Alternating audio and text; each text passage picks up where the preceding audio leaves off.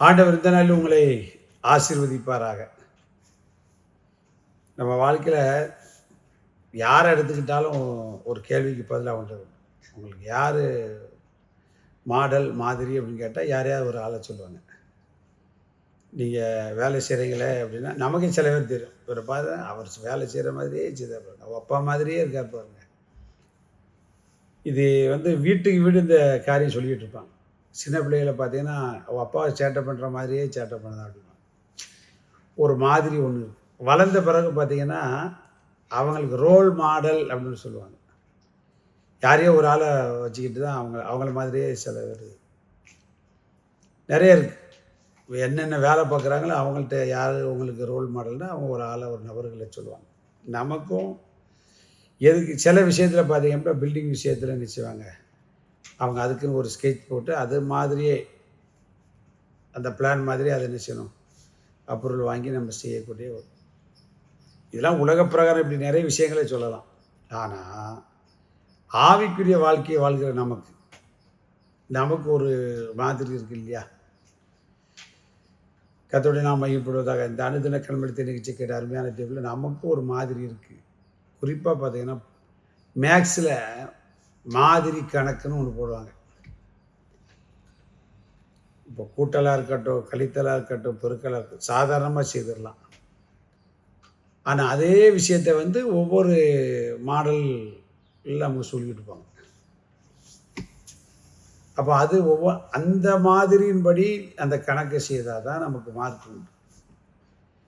ஆண்டுடைய பாதை பின்பற்றுகிற நமக்கு அப்படி ஒரு மாதிரி இருக்குது. அந்த மாதிரி தவறிட்டு அப்படின்னா நம்முடைய வாழ்க்கையில் வெற்றி வாகை சூட முடியாது. இப்போ பவுல் எபிரேயருக்கு என்ன எழுதியிருக்கிறார் பார்த்தீங்க அப்படின்னா, எபிரேயர் 8ஆம் அதிகாரம் 5ஆம் வசனத்துடைய பிற்பகுதி. மலையிலே உனக்கு காண்பிக்கப்பட்ட மாதிரியின்படியே எல்லாவற்றையும் செய்ய எச்சரிக்கையாய் இரு. மோசேட்ட ஆண்டு மலையிலே உனக்கு காண்பிக்கப்பட்ட மாதிரி, அந்த மாதிரியை விட்டுட்டு வேற எந்த மாதிரியும் செய்யக்கூடாது. நமக்கு அப்படிதான் இன்னைக்கு. ஏன்னா அப்படின்னு நிறைய கோமாளி மாதிரிகள் நிறைய பேர் வந்துட்டாங்க. வசனத்துக்கு சம்மந்தம் இல்லாமல் சினிமா பாட்டை பாடுறது, டான்ஸ் ஆடுறது, ஷூவை போட்டுக்கிட்டு பிரசவம் பண்ணுறது, செருப்பை போட்டு பிரசவம் பண்ணுறது, முக்காடு போடாமல் இருக்கிறதுக்கு, இதெல்லாம் பார்த்தீங்க அப்படின்னா என்னது கோமாளி மாதிரி. பைபிள் தான் நமக்கு மாதிரி, ஆண்டோடைய வார்த்தை தான் மாதிரி. அதை இயேசுவே தன்னுடைய மலை பிரசங்கத்தில் அதை சொல்லி தான் முடித்தார். என்ன சொல்லி முடித்தார் அப்படின்னு பார்த்தீங்கன்னா, மத்தேயு 7ஆம் அதிகாரம் 24ஆம் வசனத்தை பாருங்கள். ஆகையால் நான் சொல்லிய இந்த வார்த்தைகளை கேட்டு இவைகளின்படி செய்கிறவன் எவனோ அவனை கண்மணின் மேல் தன் வீட்டை கட்டின புத்தியுள்ள மனுஷனுக்கு ஒப்பிடுவேன். பார்த்தீங்கன்னா செய்யாதவன் புத்தி இல்லாத மனுஷன். கர்த்தருடைய வார்த்தையின்படி அவர் சொல்லிட்டார், இவர் சொல்லிட்டார், எவர் சொன்னாலும் நமக்கு பிரச்சனை கிடையாது. பைபிள் அதுக்கு ஒத்து வருதா, வேத வசனம் அதுக்கு இடம் கொடுக்கிறதா, அதான் வழிகளிலே நின்று பூர்வ பாதை எவை என்று கேட்டு விசாரித்து நல்ல வழி எங்கே என்று பார்த்து அதிலே நடவுங்க.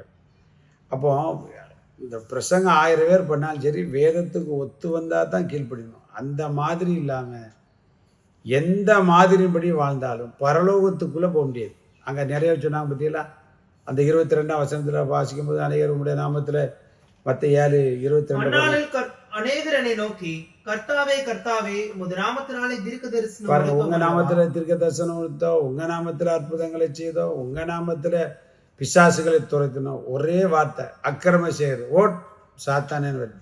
காரணம் என்ன அப்படின்னா, வசனத்தின் மாதிரியின்படி அவர்கள் எதையும் செய்யவில்லை.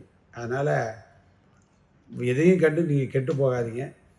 கர்த்தருடைய வார்த்தையின்படி நீங்களும் உங்கள் பிள்ளைகளும் குடும்பமும் நாம் நடந்தால் அந்த பரலோகத்துக்குள்ளே நம்ம என்ன செய்வோம், நிச்சயமாக போவோம். அந்த பரலோக நன்மைகளை நமக்கு என்ன செய்யும், கிடைக்கும். அதனால் இயேசுவை பின்பற்றுங்கள், உங்கள் வாழ்க்கையில் வெற்றி நிச்சயம். நாளை ஞாயிறு ஆராதனை கலந்து கொள்ளுங்கள். நாளை மறுதினம் திங்கட்கிழமை நமக்கு வாக்குத்தத்த ஆராதனை ஆன்லைனிலும் கலந்து கொள்ளுங்கள். செவ்வாய்க்கிழமை அனுதின கர்மத்தை சந்திக்கும் வரைக்கும் தேவ கிருபை நம்மை தாங்கி நடத்துவதாக.